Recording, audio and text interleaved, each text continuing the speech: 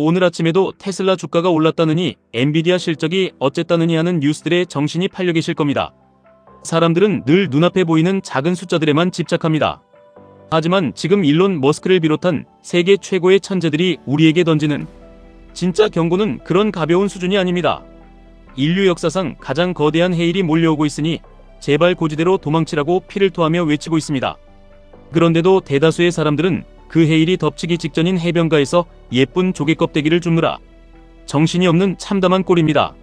저는 오늘 이 거대한 해일 속에서 우리가 살아남는 것을 넘어 완벽하게 승리할 수 있는 유일한 구명보트이자 강력한 무기인 QLD TQQQ 투자에 대해 아주 냉정하고 직설적으로 말씀드리려고 합니다. 지금 대한민국을 살아가는 우리들의 목표는 너무나도 뻔합니다. 내 아이를 어떻게든 의대나 명문대에 보내서 번듯한 전문직 자격증을 쥐어주는 것, 그리고 강남이나 핵심지에 똘똘한 아파트 한 채를 마련해서 깔고 앉는 것, 은퇴할 때쯤 되면 꼬마 빌딩이나 상가 하나를 사서 따박따박 월세 받으며 노후를 보내는 것입니다. 평생을 바쳐 쫓아온 그 목표들이 만약 완전히 잘못된 방향이라면 여러분은 어떻게 하시겠습니까? 우리가 그토록 숭배하고 목숨을 걸었던 의사 면허증이나 변호사 자격증이 불과 몇 년 뒤에 완벽한 휴지 조각이 된다는 사실을 받아들이셔야 합니다. 이것은 단순한 비관론이나 저주가 아닙니다. 지구상에서 가장 똑똑한 남자 일론 머스크가 뇌에 칩을 받고 스스로 진화하는 로봇을 만들며 내놓은 아주 차갑고 냉정한 미래에 확정된 예언입니다. 다이아몬드가 비싼 이유는 반짝이거나 예뻐서가 아니라 오직 희귀하기 때문입니다. 만약 집 앞 공원에 널려있는 돌멩이들이 전부 다이아몬드라면 누구도 그것을 주워 금고에 넣지 않을 것입니다. 인류 역사 5000년 동안 가장 비싸고 희귀했던 자원은 바로 인간의 고지능이었습니다. 복잡하고 정교한 수술을 집도하는 외과 의사, 수천 페이지가 넘는 난해한 판례를 모두 외우고 해석하는 판사, 복잡한 코드를 설계해서 거대한 시스템을 구축하는 개발자, 이들이 매년 수억 원의 연봉을 거머쥘 수 있었던 이유는 단 하나입니다. 그런 고도의 지적 능력을 갖춘 인간의 뇌가 너무나도 희귀했기 때문입니다. 공급은 턱없이 부족한데 사회적 수요는 넘쳐나니 그들의 몸값은 천정부지로 치솟을 수밖에 없었습니다. 하지만 머스크는 이 오래된 부의 공식이 2026년을 기점으로 완전히 산산조각 날 것이라고 선언했습니다. 범용 인공지능 즉 인간의 모든 지적 능력을 뛰어넘는 AI의 등장은 경제학적인 관점에서 볼 때 지능의 무한 공급을 의미합니다. 아직도 많은 분들이 인공지능을 조금 써보고는 대답도 엉성하고 거짓말도 하던데 아직 멀었다며 비웃습니다. 이것은 2007년에 스마트폰이 처음 세상에 나왔을 때 물리 키보드가 없어서 오타가 나니 아무도 안 쓸 것이라고 조롱하던 것과 정확히 똑같은 오만이고 착각입니다. 지금 기술의 발전 속도는 하나 둘 셋으로 늘어나는 선형적인 속도가 아닙니다. 하나 둘 넷 16으로 폭발하는 지수적인 속도입니다. 어제 100점을 맞던 인공지능이 오늘은 200점을 맞고 내일은 1000점 만점을 뚫고 올라가는 무서운 시기입니다. 이미 의료 현장에서는 AI가 사진을 판독해서 미세한 암세포를 찾아내는 확률이 수십 년, 경력의 인간 명의를 훌쩍 넘어섰습니다. 전 세계 천재 과학자들이 50년 동안 매달려도 풀지 못했던 단백질 구조의 비밀을 인공지능이 단 며칠 만에 완벽하게 풀어버렸습니다. 이것이 의미하는 바는 너무나도 명확합니다. 인간의 지능을 필요로 하는 모든 업무의 생산 원가가 결국 영혼으로 수렴한다는 뜻입니다. 과거에는 외국어 번역 문서 하나를 맡기려면 전문 번역가에게 수십만 원을 지불해야 했습니다. 지금은 누구나 스마트폰만 있으면 완벽한 번역을 공짜로 이용합니다. 이미 번역이라는 지적 노동의 경제적 가치는 영원이 된 것입니다.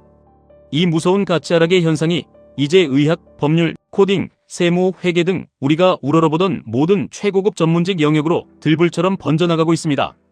지금 이 시간에도 학원가에서 밤늦게까지 졸린 눈을 비비며 수학 문제를 풀고 있는 여러분의 자녀들을 떠올려 보십시오. 한 달에 수백만 원씩 피 같은 돈을 쏟아부으면서 부모들이 바라는 것은 단 하나입니다.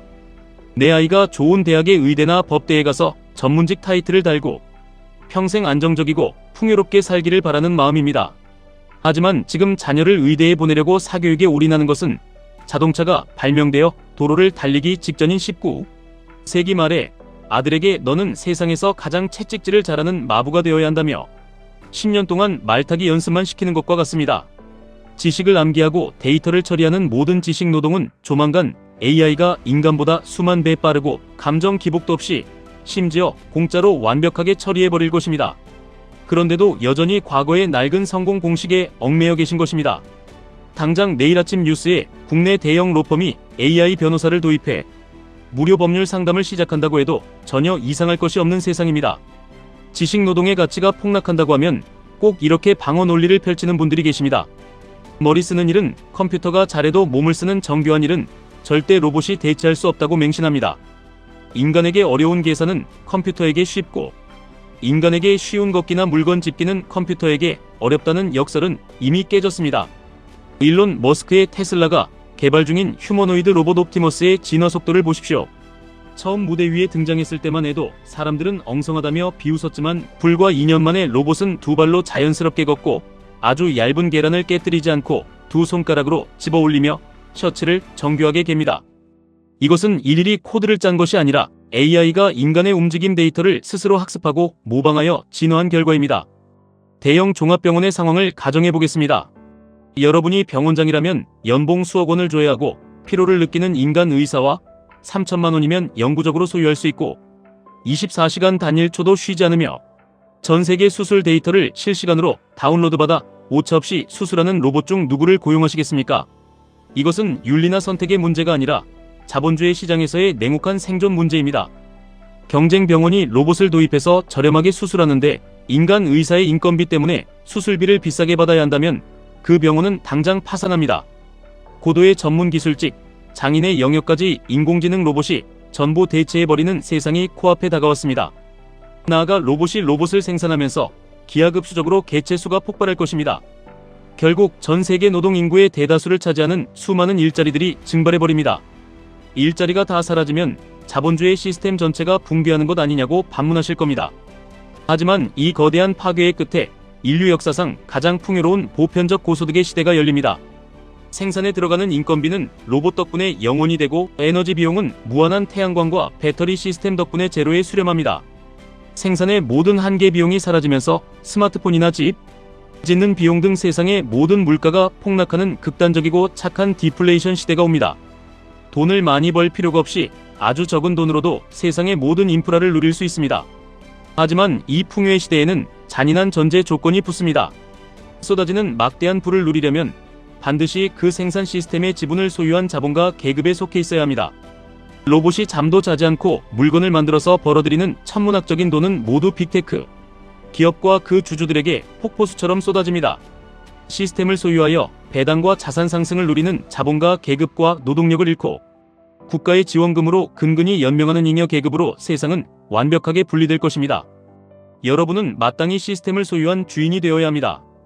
박물관에나 들어갈 노동 자격증을 따겠다고 낡은 사고방식에 얽매여 있을 때가 아닙니다. 기계들이 일하게 만들고 그 과실을 따먹는 자본가가 되는 법을 뼈에 새겨야 합니다. 이 거대한 패러다임의 전환 속에서 우리가 자본가로 완벽하게 신분 상승을 할 수 있는 가장 확실하고 강력한 무기가 바로 QLD TQQQ입니다. 어떤 분들은 삼성전자를 사야 하느냐, 테슬라에 몰빵해야 하느냐고 묻지만 개별 기업은 아무리 위대해 보여도 언제든 파산하거나 뒤처질 수 있습니다. 기술의 발전 속도가 지수적으로 빠르다는 것은 1등. 기업이 하루아침에 꼴찌로 전락할 리스크를 동반한다는 뜻입니다. 여러분이 밤을 새워가며 기업을 분석해봤자 혁신 기술 한 방이면 하루아침에 휴지 조각이 될 수 있습니다. 머스크가 말하는 특이점의 불을 내 계좌로 흡수하는 가장 안전한 방법은 특정 기업의 도박을 거는 것이 아니라 카지노 경기장 자체를 통째로 소유해버리는 것입니다. 그 유일한 주인이 바로 나스닥 100 지수입니다. 나스닥 100 지수는 혁신에 뒤처진 기업은 쫓아내고 세상을 새롭게 지배하는 초인류 기술 기업들만 빈자리에 자동으로 채워넣는 완벽한 정화 시스템입니다. 알아서 가장 강하고 돈을 많이 버는 놈들만 골라서 여러분의 계좌에 담아줍니다. 새로운 지배자들이 나타나도 지수 투자자들은 아무런 타격을 받지 않고 그 상승분을 고스란히 누립니다. 그렇다면 왜 일반적인 지수 추종이 아니라 QLD TQQQ에 집중해야 하는지 현실적인 이유가 등장합니다. 노동의 종말과 부의 양극화는 불과 몇 년 뒤에 닥칠 급박한 현실입니다. 1배수 지수 추종만으로는 지수적으로 폭발하는 부의 팽창 속도를 따라잡기에 물리적인 시간이 턱없이 부족합니다. 우리는 자본의 증식 속도를 강제로 끌어올려야만 합니다. QLD TQQQ는 나스닥 100 지수의 일일 변동성을 각각 2배, 3배로 추종하는 ETF입니다.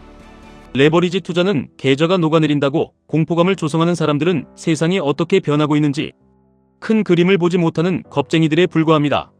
생산의 한계 비용이 제로가 되고 에너지가 공짜가 되는 세상에서 나스닥 빅테크 기업들의 이익률은 수직 상승을 그릴 것입니다. 인건비라는 족쇄를 끊어낸 거대 기술 기업들의 순이익 폭발은 지수를 수직 발사시켜버릴 것입니다. 확정된 미래에 올라탔다면 계좌의 변동성을 두려워할 것이 아니라 오직 QLD TQQQ라는 부스터를 달고 자산 증식의 속도를 극대화해야 합니다. 변동성이 두려워 현금을 들고 있는 것은 태풍이 몰려오는데 맨몸으로 비바람을 맞는 자살 행위입니다. 자녀를 위해 매달 수백만 원씩 학원비로 바치면서 고통스러운 노예의 길을 걷게 하지 마십시오. 당장 학원을 끊고 그 돈으로 아이 명의의 계좌를 만들어 매달 QLD TQQQ를 적립식으로 사 모으십시오. 10년, 20년 뒤 일반 지수 투자가 15억을 만들어줄 때 QLD TQQQ로 무장한 자녀의 계좌는 70억, 100억이라는 폭발적인 자산으로 불어나 있을 것입니다. 자녀가 성인이 될 때 그들은 비참한 노동자가 아니라 이미 세계 최고의 AI 시스템과 로봇 공장들의 지분을 수백억 원어치 쥐고 있는 완벽한 자본가로 인생을 시작하게 됩니다. 기계들이 벌어다주는 막대한 배당과 상승분이 그들의 삶을 영원히 풍요롭게 지탱해 줄 것입니다. 시간이 없습니다. 지금 이 순간에도 기술은 진화하고 있고 기회의 문은 닫히고 있습니다. 로봇 테마주니아는 쓰레기 정보들의 귀를 닫고 인류 문명의 진보 그 자체에 베팅하는 QLD TQQQ라는 확실한 승리 공식을 쥐어야 합니다. 19, 90년대 인터넷 혁명 때 버블이라고 비웃었던 자들은 가난을 대물림했고 혁명을 믿고 올라탄 사람들은 신흥재벌이 되었습니다. AI가 만들어내는 지금의 특이점은 훨씬 더 거대한 폭발입니다. 지금 주가가 고점이라고 떨고 있는 이 자리가 미래에서 돌아보면 가장 싼 바닥이었음을 깨닫게 될 것입니다. 내일 아침 시장이 열리면 원화에 얽매인 낡은 투자관을 버리고 전 세계의 부가 빨려 들어가는 미국의 혁신 기술의 QLD TQQQ라는 가장 강력한 도구로 베팅하십시오. 그것만이 노동이 종말을 구하는 세상에서 가족을 완벽한 풍요로 인도할 유일한 생명줄입니다. 투자는 행동하는 자의 몫입니다. 지금까지 1분 투자 하이젠버그였습니다.